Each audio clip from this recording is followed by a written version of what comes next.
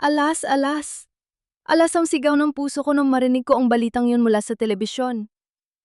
Si Chef Fidel Ramos, ang tinaguriang chef ng bayan at utak ng pinakabagong culinary empire, ay nag-iisa ring umakyat sa rurok ng tagumpay gamit ang sarili niyang mga kamay. Ang sarap sanang pakinggan. Ang sarap sanang ang ilipad ang balitang ito sa hangin dahil asawa niya ako. Asawa niya ako. Pero sa mismong gabing ito, sa labas ng napakagarang hotel kung saan ginaganap ang parangal, narito ako. Naka-t-shirt na kupas, may dalang supot ng mga biniling sangkap sa palengke, at nakatayo sa likod ng mahabang hilera ng mga mamahaling sasakyan. Diyos ko po, ang bigat-bigat ng dibdib ko. Para akong hinawakan sa leeg at pinagkaitan ng hangin. Ang bilis ng naging pagbagsak mula sa langit ng mga pangarap namin papunta sa putik ng katotohanan. Wala pang 6 na buwan ang nakalilipas, magkasama kaming lumuluha habang binibsan lako ang huli kong singsing mula kay inay para lang may maipang tustos sa maliit niyang pwesto. Ako ang nagpuyat sa paggiling ng sago. Ako ang nagbabad sa malamig na tubig para lang maibigay sa kanya ang puhunan. At ngayon, habang nakadungaw ako sa glass door ng lobby, nakita ko si Fidel. Suot niya ang pinakamahal na tuxedo, at sa tabi niya ay nakakapit ang babaeng nakasuot ng makinang na damit, si Bettina. Ang sikat na food vlogger. Ang babaeng walang ginawa, kundi ang pulutin ang mga panahong hirap na hirap kami at gawing katatawanan sa internet ang pagtitinda ko ng taho sa kalye. Hindi ako makahinga. Nanigas ang buong katawan ko. Parang lumamig ang mga daliri ko sa paa hanggang sa mga kamay na namumuuna ang kalyo. Luminga-linga ako sa paligid, umaasang may magsasabi sa aking panaginip lang ito. Pero huli na ang lahat. Naglumapit ang isang gwardiya para itaboy ako palayo sa pinto ng hotel, narinig ko ang boses ni Fidel sa mikropo na mula sa loob, malinaw na malinaw, tumatago sa salamin at dumudurog sa natitirang piraso ng puso ko. Wala akong asawang nagtitinda ng taho sa kalsada. I built this alone. Paulit-ulit na umalingaw-ngaw sa utak ko ang mga salitang iyon. Parang mga lason na pumasok sa bawat ugat ko. Wala akong asawa. Wala akong asawa. Wala akong asawa. Ang kapal ng mukha niya, ang sakit-sakit. Ang sakit-sakit, Diyos ko, bakit ganito? Bakit sa dinami-dami ng pwedeng ipagpalit, ang pinagpalit niya ay ang taong nag-ahon sa kanya sa putik? Gusto kong sumigaw. Gusto kong pumasok sa loob, sa bulutan ng babaeng iyon, at itapon sa mukha ni Fidel ang librong naglalaman ng mga tunay na resipe ng pamilya namin. Pero hindi ako gumalaw. Nananatili akong nakatayo, nanginginig ang mga labi, habang ang mga luha ay tahimik na pumapatak sa maruruming semento ng walang tunog. Walang boses, walang hikbi. Naramdaman ko ang kakaibang kirot sa loob ng dibdib ko. Ang uri ng sakit na hindi na kayang ilabas ng iyak, kunding isang malalim at nakakapanindig balahibong katahimikan. Habang nagtatawanan ang mga tao sa loob at kumukislap ang mga flash ng kamera sa mukha ng aking sariling asawa, dahan-dahan kong ibinaba ang supot na hawak ko. Nakita ko ang plastik ng sago na halos mapunit sa higpit ng pagkakahawak ng nanginginig kong mga daliri. Hindi na ako nag-isip.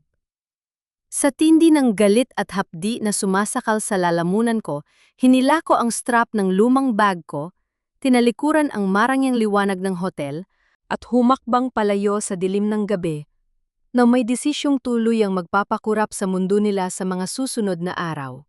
Umatras ang mga yabag ko, papasok sa dilim ng kalsada, palayo sa makinang na liwanag ng hotel. Ang lamig ng hangin sa gabi ay parang mga tusok ng karayom sa balat ko. Pero mas malamig ang pakiramdam sa loob ng dibdib ko. Pagpasok ko sa maliit naming bahay na amoy asukal at lumang kahoy, sinalubong ako ng isang nakakabinging katahimikan. Wala na roon ang mga damit ni Fidel. Kanina pa lang pala, bago pa man ako umalis para magdala ng ekstrang paninda, hinakot na niya ang mga gamit niya habang ako ay abala sa pag-aabang ng kikitain sa araw na ito. Dali-dali akong lumapit sa lumang aparador kung saan ko itinatago ang tanging yaman ng pamilya namin. Ang teka, nasaan na? Nanginginig ang mga daliri ko habang kinakalkal ang mga lumang tuwalya at papel. Wala na. Ang makapal na kahoy na kahon kung saan nakalagay ang lumang kwerno ni Inay, ang librong naglalaman ng mga orihinal na sukat at sikreto ng pampalasa ng taho at sago na pinamana pa sa kanya ng lola ko, ay nawawala. Hinalungkat ko ang bawat sulok ng silid. Itinapon ko ang mga unan, binuklat ang mga lumang sobre. Pero wala talaga. Walang natira, kundi ang bakanting espasyo sa loob ng aparador na tila tumatawa sa katangahan ko. Sino pa ba ang may hawak ng susi ng lagayan na ito bukod sa akin? Sino pa ba ang pumasok dito ngayong hapon habang nagtitinda ako sa kalsada? Lorna, Diyos ko po. Ang pinsan kong kinupkop ko nang mawalan siya ng matirahan dahil sa mga utang niya sa sugal. Siya ang pinagkatiwalaan ko nang minsang nagkasakit ako at hindi nakabangon. Siya ang nakakaalam kung saan ko itinatago ang boses at alaala ng nanay ko. Hindi na ako nagdalawang isip. Dinampot ko ang lumang cellphone ko mula sa mesa at mabilis na idiniyal ang numero niya.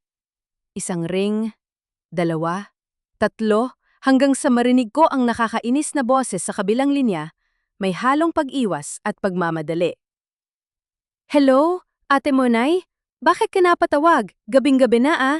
Ang pambungad ni Lorna, rinig na rinig ko ang ingay ng isang mamahaling restaurant sa background at ang mahinang pagtawa ng isang babae na pamilyar sa akin, si Bettina.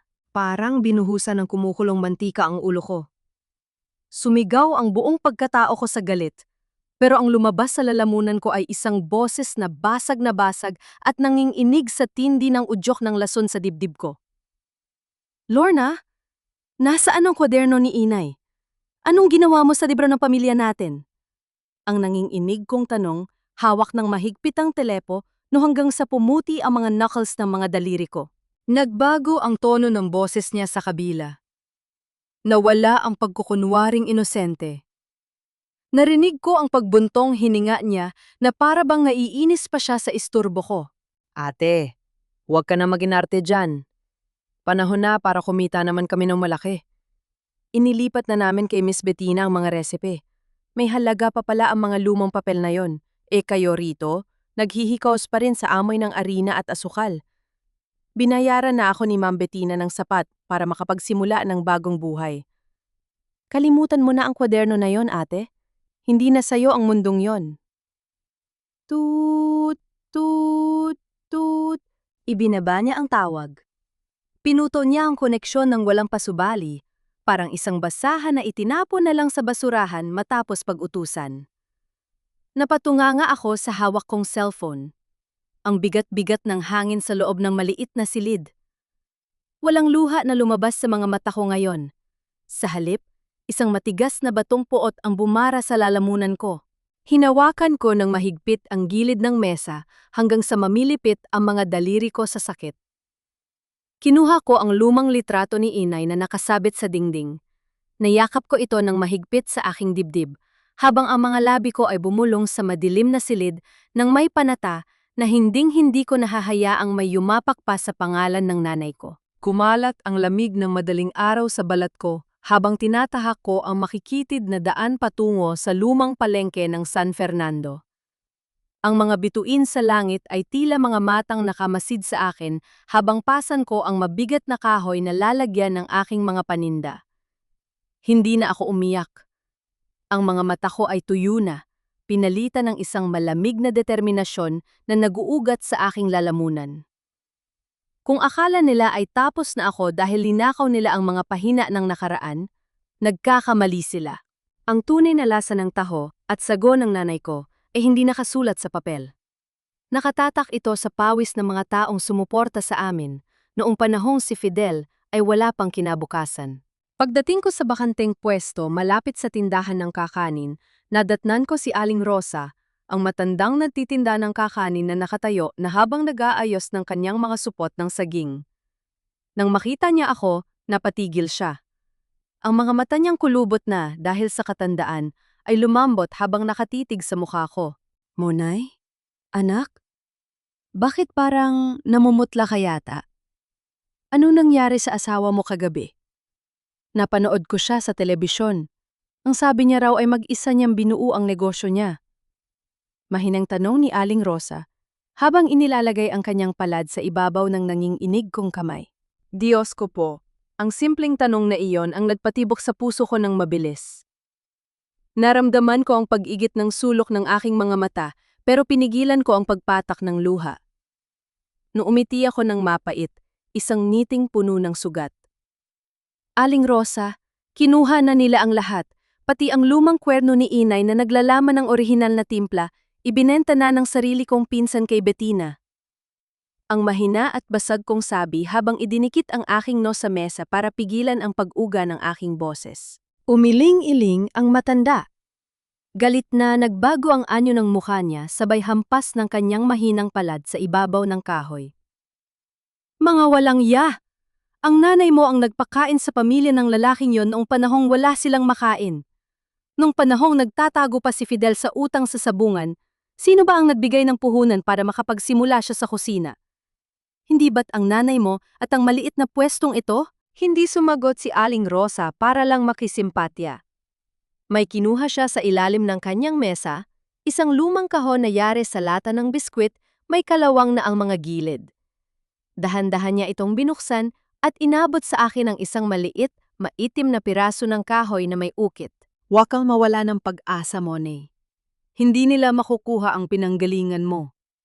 Sabi ni Aling Rosa habang inilalapag sa palad ko ang kahoy na tatak. Ito ang orihinal na tatak ng kahoy na ginagamit ng nanay mo nung nagsisimula pa lamang kayong maglibot sa kalye. Ibinigay niya sa akin ito 10 taon na ang nakalipas bilang tanda ng utang na loob dahil tinulungan ko siyang maitawid ang pagtitinda nung nagkasakit ka. Sabi niya, balang araw, ibigay ko ito sa taong magpapatuloy ng tunay na alaala niya. Hinawakan ko ng mahigpit ang matigas at gasgas na kahoy na tatak. Amoy luma ito, amoy ng pinakuluang muscovado at malamig na umaga sa Pampanga. Sa sandaling iyon, naramdaman ko ang kakaibang init na dumadaloy mula sa maliit na kahoy patungo sa aking mga daliri. Hindi ko kailangan ang kwaderno ni Lorna. Ang amoy, ang tibok, at ang kasaysayan ay nasa mga kamay ko na. Habang umiinit ang sikat ng araw sa palengke, sa kabilang bahagi ng lungsod, kumikinang naman ang pangalan ni Fidel at Bettina sa bawat screen ng telebisyon at cellphone. Nakatayo ako sa loob ng isang maliit at maingay na sari-sari store habang nakatitig sa lumang TV doon. Pinapanood ko si Bettina, suot ang kanyang mamahaling damit habang masayang ibinabandera sa isang popular na morning show ang kanilang bagong tatag na Fidel's Heritage Franchise. Yes, sweetheart. Ang sikreto ng aming signature tahosago ay mula sa isang sinaunang pamilya ng mga artisan chef na matagal nang nagtitiwala sa aming panlasa, ang matamis at paimbabaw na sabi ni Bettina habang nakasandal sa balikat ni Fidel. Si Fidel naman ay nakangiti ng may halong pagmamataas, ang mukha ay pinalamutian ng kasinungalingan at wad na karangalan. Ang mga taong nakatayo sa tabi ko sa tapat ng sari-sari store ay sabay-sabay na umiling at nagbulungan. Grabe naman ang babaeng yon, ang kapal ng muka! Ang bulong ng isang ale na may bitbit na basket ng gulay. Kilala naman si Monay dito sa San Fernando. Siya ang nagtulak ng kariton na yan habang ang lalaking yon ay nag-aaral pa lamang magluto. Naramdaman ko ang pag-init ng aking tainga, pero hindi ako sumagot. Sa halip, ibinaling ko ang tingin ko sa hawak kong sobre, ang kopya ng aplikasyon para sa National Culinary Heritage Competition na gaganapin sa susunod na buwan. Naisipan ko itong isumite matapos akong hikayati ni Aling Rosa at ng iba pang matatandang mga ngalakal sa palengke. Ito na lamang ang tanging paraan para maibalik ang danggal ng pangalan ni Inay sa harap ng buong bansa. Pagka-uwi ko sa aming maliit na silid, kinuha ko ang lumang lapis at isinulat ang pangalan ng lahok ko. Taho ng ina ko. Walang halong maranyang branding, walang pekeng kwento ng tagumpay mula sa mamahaling culinary school, kundi purong pawis, alaala, at ang orihinal na kahoy na tatak na ibinigay sa akin ni Aling Rosa. Habang pinipirmahan ko ang papel, nanginginig ang mga kamay ko sa tindi ng bigat ng responsibilidad na pinasan ko. Pero kasabay ng pang-inginig na yon ay isang matinding pag-asa na sumisid sa aking dibdib. Hindi ko hahayaang ang pangalan ni inay ay ibaon sa limot ng kasinungalingan ng ibang tao. Isang linggo ang lumipas matapos kong isumite ang aplikasyon at dinala ako ng mga hakbang ko sa gusali ng pangunahing komite ng kompetisyon para sa huling pag-verify ng mga lalaho. Napakalaki at napakalamig ng aircon sa loob ng lobby. Ang mga taong naroon ay pawang nakasuot ng disente at mamahaling damit, mga chef na may kilalang pangalan, mga may-ari ng restaurant at mga taong sanay lumakad sa pulang karpet. Nakasimple lang ako. Suot ko ang malinis na puting blouse at ang pamilyar kong kulay abo na palda, walang kolorete sa mukha maliban sa tapang na nakaukit sa aking mga mata. Habang naghihintay ako sa mahabang pasilyo para tawagin ang pangalan ko sa ikalawang palapag, narinig ko ang pamilyar na yabag ng sapatos na tumatama sa marmol na sahig. Kasunod nito ang halahak ng isang babae na hinding-hindi ko makakalimutan. Paglingon ko, nakita ko si Fidel at Bettina na naglalakad palapit sa direksyon ko. May kasama silang dalawang lalaki na mukhang mga opisyal ng komite. Natigilan si Fidel nang makita ako. Ang ngiti sa labi niya ay biglang napawi, napalitan ng namumulang mukha saya at gulat. Si Bettina naman ay bahagyang tumigil sa paglakad, tinaasan ako ng kilay at pinasadahan ng tingin ng itsura ko mula ulo hanggang paa na may halong pag-uyam. "Oh, look who's here, sweetheart." Ang sabi ni Bettina habang mahigpit na kumapit sa braso ni Fidel. Ang boses ay sadyang nilakasan para marinig ng mga kasama nilang opisyal. May mga nagpupumilit pa palang sumali kahit alam nilang ang kategoryang ito ay para sa mga may pangalan at napatunayan na ang husay sa industriya, hindi para sa mga namimili lamang ng taho sa kanto. Naramdaman ko ang pag-init ng dugo ko, pero pinanatili kong matatag ang aking paninindigan. Hindi ako yumuko. Tumayo ako ng tuwid, tinitigan ko ng diretso sa mga mata si Fidel na ngayon ay pilit umiiwas sa tingin ko. Ang mukha niya ay namumutla sa kabila ng makapal na pulbos. Kitang-kita ko ang takot sa kanyang mga mata. Takot na baka malaman ng mga kasama niya ang totoo niyang pinanggalingan. Lumapit si Fidel, mababa at nanginginig ang boses, habang pinipilit maging seryoso sa harap ng mga opisyal. "Munay, anong ginagawa mo rito? Hindi ito lugar para sa'yo. Kung kailangan mo ng tulong pinansyal para sa mga utang mo, huwag mo nang idaan dito sa eksenang ito. Mag-gotsap na lang tayo sa labas." Naglakas loob siyang abutin ng braso ko para ilayo ako, pero marahas kong inalis ang kamay niya. Ang boses ko ay kalmado, ngunit matalas na tumagos sa tahimik na pasilyo. "Huwag mo akong hawakan, Fidel." Ang sabi ko nang may diin at lamig sa boses. "Hindi ako nandito para mamalimos ng tulong mo. Nandito ako para ipaglaban ang nararapat.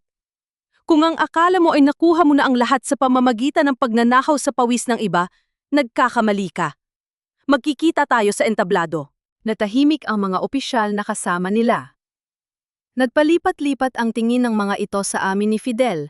Bago pa makapagsalita si Bettina para magpalusot, tumalikod na ako at naglakad palayo patungo sa silid ng pagsusuri, iniwan silang nakatayo sa gitna ng pasilyo.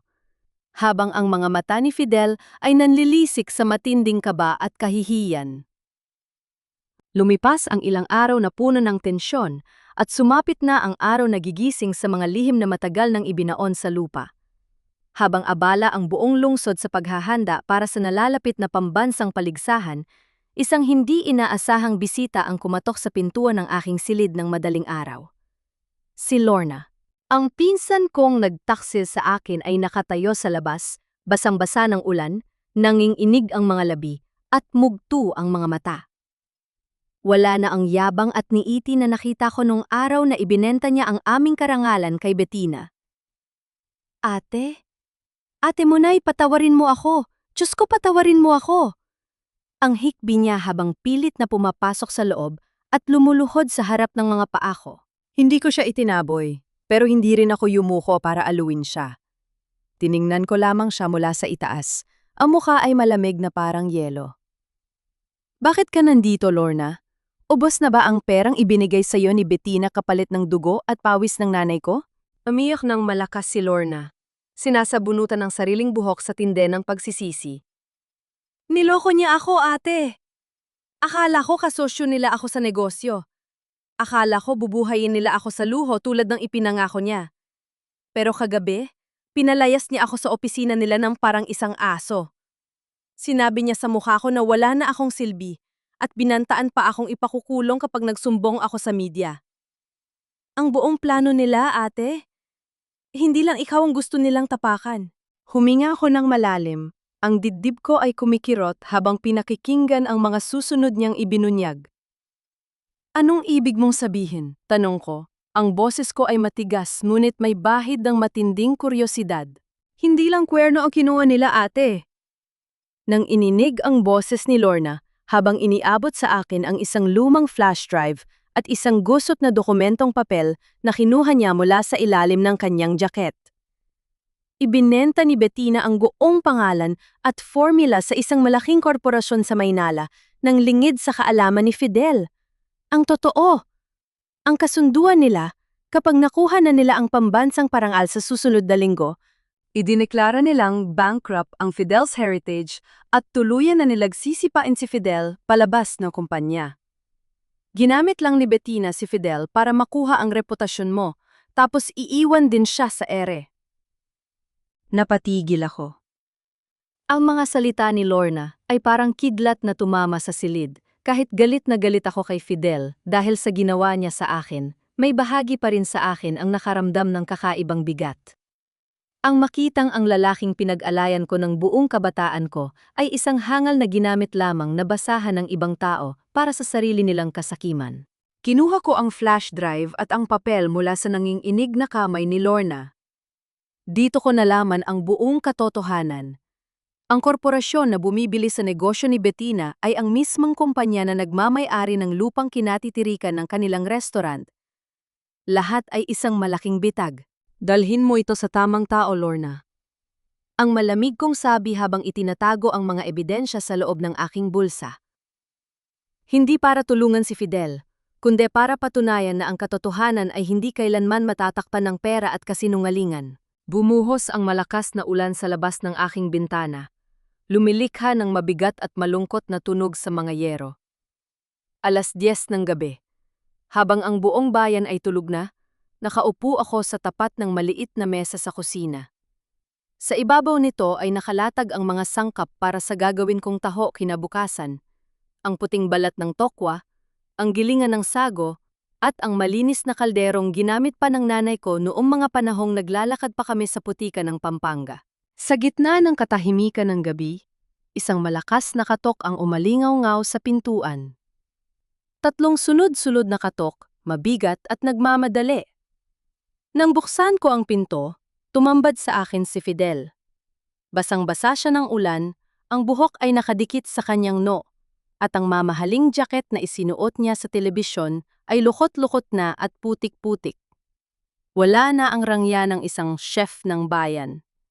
Ang natira ay isang lalaking nilalamig, takot at durog ang ego. Monet. Ang mahina at nanginginig niyang boses, halos pabulong habang nakatayo sa may hamba ng pinto. Hindi ako nagsalita. Nanatili akong nakatayo sa gitna ng daanan, nakahalukip-kip at tinitigan siya ng may matalim na mga mata. Kitang-kita ko ang panginginig ng kanyang mga labi habang nakatitig sa mukha ko, na para bang nakakita siya ng multo mula sa kanyang nakaraan. Pwede ba akong pumasok kahit sandali lang, Monay? Pakiusap. Ang pakiusap niya habang pilit na humahakbang papasok kahit hindi ko pa siya pinapayagan. Pinadmasdan ko siyang humakbang sa loob ng maliit naming kusina. Ang kusina ring iyon kung saan ilang taon kaming nagtulungan habang nangangarap na balang araw ay giginhawa ang buhay namin. Napatingin si Fidel sa lumang kaldero sa ibabaw ng kalan. Isang mabigat na buntong hininga ang kumawala sa kanyang lalamunan at bigla siyang napaluhod sa sahig, ang mga kamay ay nakahawak sa sarili niyang ulo. Patawarin mo ako, Monet. Ang basag niyang hikbi. Sa unang pagkakataon ay nakita ko siyang tuluyang gumuho. Lahat ng ito, akala ko nung una ay para sa pangarap natin. Akala ko kapag naging sikat ako, mawawala na ang hiya ko sa kahirapan natin. Pero niloko ako ni Bettina, Monay. Sinamantala niya ang pangalan ko at ngayon ay gusto niya akong sipain sa kumpanya na binuo natin. Wala na akong kahit ano. Nang marinig ko ang mga salitang iyon, naramdaman ko ang isang mapait na kirot sa loob ng dibdib ko. Hindi dahil sa naaawa ako sa kanya, kundi dahil sa awa sa sarili ko noon, na minsan akong nagmahal at nag-alay ng buong buhay sa isang lalaking ang tibay ng paninindigan ay kasing rupok ng papel sa gitna ng ulan. Dahan-dahan akong lumapit sa kanya. Tumigil ako sa tapat niya, at sa mababa ngunit matatag na tinig, nagsalita ako. Akala mo ba ang tagumpay ay nasusukat sa dami ng taong tinatapakan mo, Fidel? Ang malamig kong tanong habang nakatitig sa nanginginig niyang mga mata. Pinili mong itapon ang pinanggalingan mo para lang tanggapin ka ng mundong hindi naman talaga para sa'yo. Na yun na ikaw na ang tinapon nila, saka mo naalala ang silid na ito? Tumayo ako at itinuro ang pinto. Tapos na ang paghihintay ko sa iyo, Fidel. Ang kusinang ito ay para sa mga taong marunong lumingon sa pinanggalingan nila. Umalis ka na. Dumating ang araw na pinakahihintay ng buong industri, yan ang pagkain sa bansa. Ang pambansang paligsahan sa tradisyonal na sining ng pagluluto. Ang malaking bulwagan ng Manila Convention Center ay punong-puno ng mga ilaw, mamahaling dekorasyon, at mga kilalang personalidad sa media. Sa gitna ng entablado, nakatayo ang mga kilalang hurado sa pangunguna ni Executive Chef Marco, isang iginagalang na chef na kilala sa kanyang mahigpit na paninindigan sa kalidad at integridad ng isang tunay na kusinero. Nasa kabilang panig ng entablado sina Fidel at Bettina. Suot pa rin nila ang maskara ng tagumpay, bagamat bakas sa mga mata ni Fidel ang puyat, takot, at ang matinding pamumutla ng isang taong alam na malapit ng gumuho ang kanyang mundo. Si Bettina naman ay abala sa pag-aayos ng kanilang pampaswertang mesa, may hawak na kontrata mula sa malaking korporasyon na nakatakda ng pirmahan matapos ang paligsahan. Sa kabilang dulo, mag-isa akong naghanda. Wala akong malaking ahensya sa likod ko. Wala akong PR team na nagpapakalat ng mga peking kwento tungkol sa aking kamusmusan. Ang tanging dala ko ay ang aking lumang kariton. Ang kahoy na tatak na ibinigay ni Aling Rosa at ang kaldero na naglalaman ng mga purong sangkap ng taho at sago na ginawa gamit ang sarili kong mga kamay. Nang tumunog ang hudyat ng pagsisimula ng pagluluto, nagsimula ang kaguluhan sa paligid. Lahat ay nagmamadali, nagpapasikat sa mga modernong kagamitan at magagarang paraan ng paghahanda. Pero tahimik akong gumalaw sa gilid.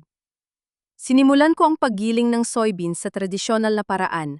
Ang bawat galaw ko ay may dalang alaala ng aking ina na nagturo sa akin na ang lasa ng tapat na pagkain ay nanggagaling sa pagpapakumbaba ng puso.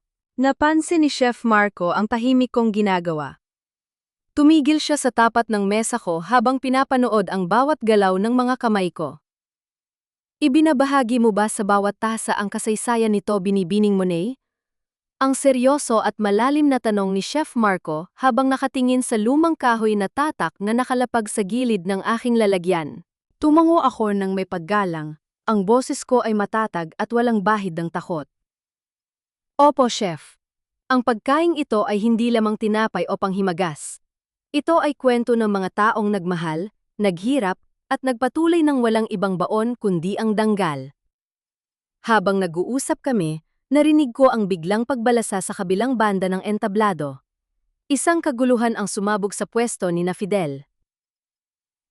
Tumaginting ang malakas na boses ng isang tagapamahala ng korporasyon mula sa VIP section, sapat para mapatigil ang lahat ng kamera at mikropo sa loob ng bulwagan. Mr. Fidel Ramos, ano ang ibig sabihin nito? Sigaw ng lalaki habang ibinabagsak ang isang makapal na dokumento sa ibabaw ng mesa ng kanilang booth. Ang nilagdaan mong kontrata para sa eksklusibong distribusyon ay may nakatagong probisyon na naglilipat ng buong karapatan sa pagmamay-ari ng pangalan mo sa kumpanya namin nang wala kaming pananagutan sa iyong utang. Niloko mo kami gamit ang wad na dokumento ng pinagmulan. Namumutlang lumipad ang kulay sa mukha ni Fidel. Napatayo siya ng tuwid, nang inginig ang mga kamay habang pilit na inaabot ang papel. Hindi po totoo yan. May kasunduan kami ni Bettina. Wala kaming kinalaman sa mga kasinungalingan mo, Fidel. Ang marahas na sabat ni Bettina habang mabilis na lumayo sa kanya, ang mukha ay balot ng galit at pag-iwas. Ikaw ang nagpumilit na angkinin ang resipeng ito kahit alam mong wala kang karapatan. Huwag mo akong idamay sa sarili mong katarantaduhan. Nagkagulo ang buong bulwagan. Ang mga mamamahayag ay nagunahang itapat ang mga kamera kay Fidel na ngayon ay nakatayo sa gitna ng entablado, nag-iisa, kinasusuklaman at hubad sa lahat ng wad na karangalang kanyang ipinagmalaki. Ang korporasyon na kanyang pinagtiwalaan ay tuluyan ng umatras, habang ang mga hurado ay pinanood lamang ang kanyang pagbagsak na may malamig na mata. Nasa gitna ako ng lahat ng ingay na ito. Nakatayo ako sa tapat ng aking kariton, hawak ang sandok ng taho. Hindi ako nagsalita, hindi ako tumawa.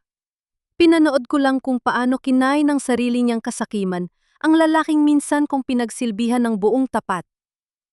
Lumapit si Chef Marco sa aking pwesto. Dinala ang microphone sa kanyang bibig habang nakatingin sa buong madla na ngayon ay natahimik sa kaguluhan. Binibining mo, Nay. Ang tawag ni Chef Marco sa pangalan ko, ang boses ay umalingaw sa buong bulwagan. Panahon na para ipakita sa buong bansa kung sino talaga ang nagmamay-ari ng tunay na lasa ng kwentong ito. Natahimik ang buong bulwagan nang humakbang ako palapit sa gitna ng entablado. Dala ang isang simpleng mangkok ng taho na mainit pa, umuusok at may dalang amoy ng pinakuluang muscovado at purong gatas ng balatong. Ang mga lente ng kamera ay dahan-dahang lumipat mula sa nakalugmok na si Fidel patungo sa akin. Tumayo si Chef Marco sa harap ng mahabang mesa ng mga hurado at isinapubliko ang dokumentong ibinigay sa akin ni Lorna ilang araw na ang nakalipas. Iniladlad niya rin ang lumang kahoy na tatak na may ukit ng aking ina, pati na rin ang kopya ng mga lumang listahan ng utang sa palengke ng Pampanga kung saan nakasaad ang pangalan ng pamilya namin at ang pundasyon ng negosyong sinasabing pinaghirapan daw ng iba. Hindi nanggaling sa mga mamahaling kusina o sa mga makabagong studio ang lasang ito. Ang malalim at matatag na pahayag ni Chef Marco sa mikropono habang ang boses niya ay tumatagos sa bawat sulok ng silid.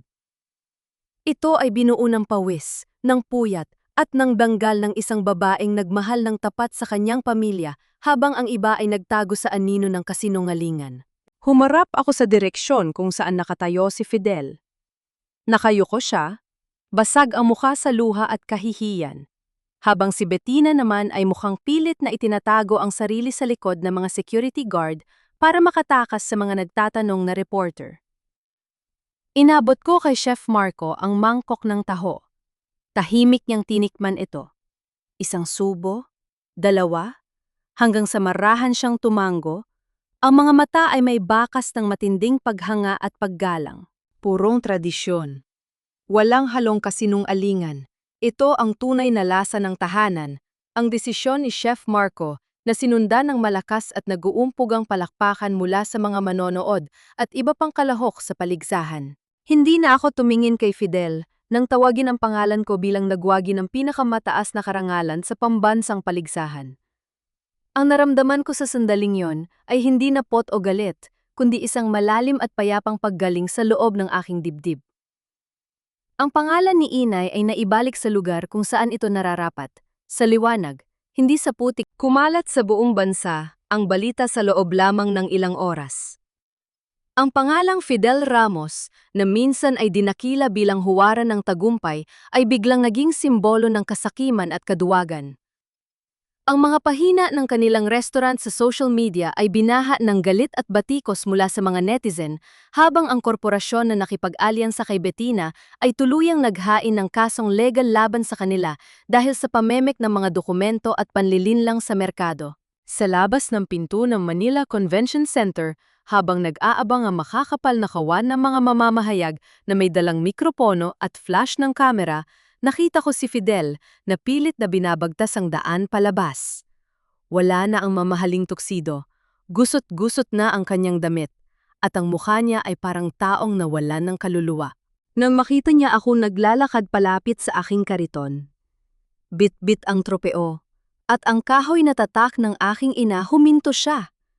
Nanginginig ang kanyang mga labi.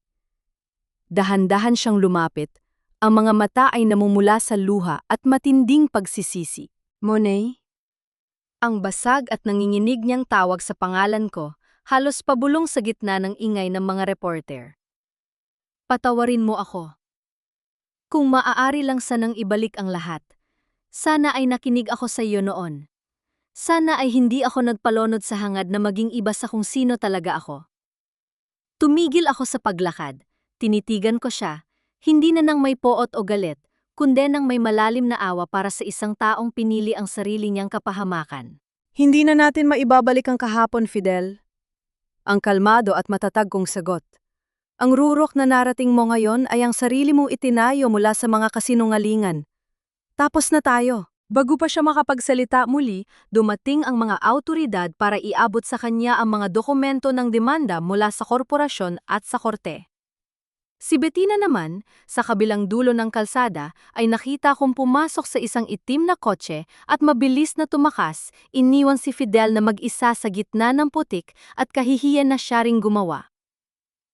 Isang maliwanag at payapang umaga ang sumalubong sa San Fernando, Pampanga.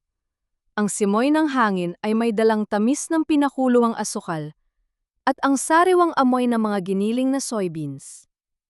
Sa tapat ng bagong tayong pwesto sa tabi ng palengke, nakatayo ang isang malinis at maaliwalas na kariton na may nakasulat na simpleng pangalan. Taho ng ina ko. Hindi na ako nag-iisa ngayon. Kasama ko sa pagbubukas ng maliit na kooperatiba sina Aling Rosa at ang ilang mga ina at balo sa aming barangay na minsan ding pinagkaita ng tadhana pero nagpasyang lumaban at magsimulang muli sa sarili nilang mga kamay. Ang bawat tasa ng taho at sago na iniaalok namin sa mga dumadaan ay hindi lamang simpleng pagkain, kundi patunay na ang karangalan ay hindi nabibili ng pera at hindi kailanman na isusulat sa kasinungalingan. Habang isinasalin ko ang mainit na sago sa isang tasa para sa unang customer ngayong araw, narinig ko ang pamilyar at masayang tunog ng tansa na pinapalo sa gilid ng kariton. Ang tunog ng pag-asa, ang tunog ng umaga na walang halong takot o pangamba. Itinaas ko ang aking ulo, huminga ng malalim sa sariwang hangin at isinabit sa aking muka ang isang ngiti na buo, malaya at totoo. Ang babaeng minsang itinaboy sa labas ng marangyang pinto ay siya na ngayong nagpapasya kung sino ang karapat-dapat pumasok sa kwento ng kanyang buhay. At sa mundong ito na puno ng pagsubok, nalaman ko sa wakas na ang pinakamagandang tagumpay ay ang pagiging tapat sa sarili mong pinanggalingan.